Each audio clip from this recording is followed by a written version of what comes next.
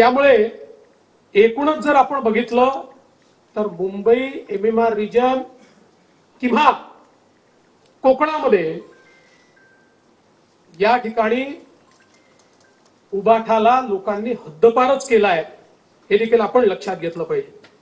आता आपण बघा, ज्या जागा आपण हारलोय त्या ठिकाणी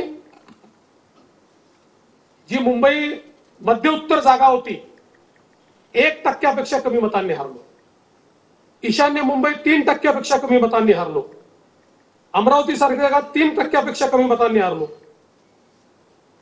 भिवंडी, आता या सगळ्या जागांचं किंवा आपण जर धुळ्याची जागा बघितली, या सगळ्या जागांचं म्हणजे आम्ही उदाहरणादाखल सांगतोय, या सगळ्या जागांचं विश्लेषण केल्यानंतर हे जे 1%, 1.5%, 2% आपण हारलोय, हे कुठून हारलोय? आपला मतदार गेला नाही, ऍडिशनल मतदार आपल्याकडे आलेला आहे, पण हे कुठून हारलो हे आता आपल्या सगळ्यांच्या निश्चितपणे या ठिकाणी लक्षात आलं असेल. त्यामुळे आपल्याला खूप जास्त सांगण्याची आवश्यकता आहे असं मला वाटत नाही.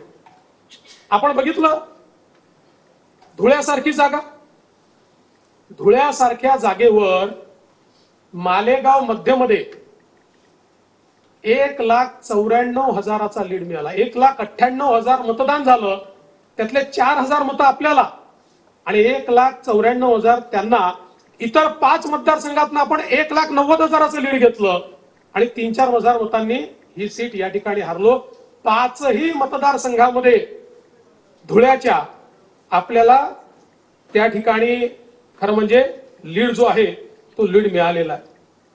आणि म्हणून मी पॉलिटिकल अर्थमॅटिक जे सांगितलं, 11 जागा भाजपच्या अशा 11 जागा की ज्या 5% कमी मतांनी आपण हारलो, ज्याच्यामध्ये धुळे आहे, नगर आहे, अमरावती आहे, भंडारा गोंदिया आहे, नांदेड आहे, लातूर आहे, भिवंडी आहे, मुंबई नॉर्थ ईस्ट आहे, मुंबई नॉर्थ सेंट्रल आहे, नगर आहे, बीड आहे.